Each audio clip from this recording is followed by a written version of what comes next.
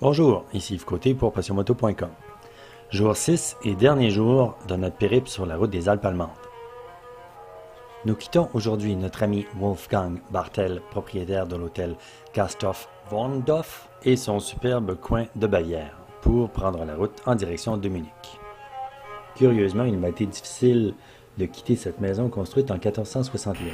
Calme et paisible, il invitait à la réflexion et à la sérénité. Un petit buzz philosophique. C'est de retour sur la route des Alpes allemandes que nous prenons la direction de Ramsau.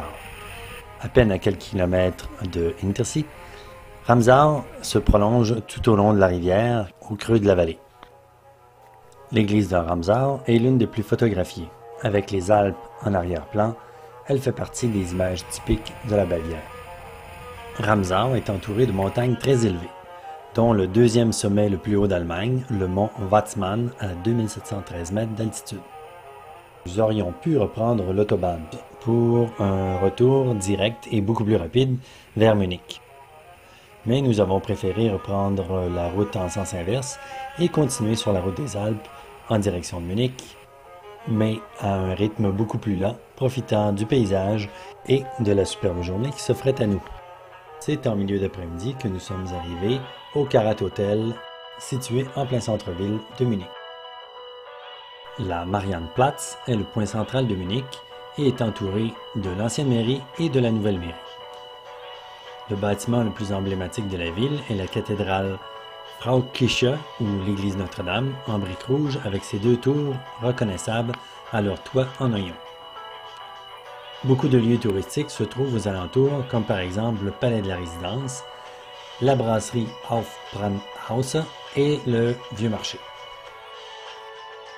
Après avoir visité le Mariannplatz, rien de tel que de prendre une pause au Biergarten du Vieux Munich. Il vous suffit de vous asseoir et de déguster une bière afin de découvrir tout le charme de la vieille ville, mais aussi les habitudes de ses habitants qui commencent à prendre de la bière dès 8h30, 9h le matin. Munich tire son nom des moines, anciens propriétaires du terroir. Fondée en 1158 par Henri le Lion, autour d'un pont jeté sur l'Isar pour détourner le trafic du sel, elle devient en 1255 la résidence des ducs et des rois de Bavière. Munich est très bien pourvu au niveau des transports en commun. 10 lignes de trains de banlieue sont exploitées ainsi que 8 lignes de métro, sans compter la douzaine de lignes de tramway et un nombre important de lignes de bus. Malheureusement, le temps nous est compté.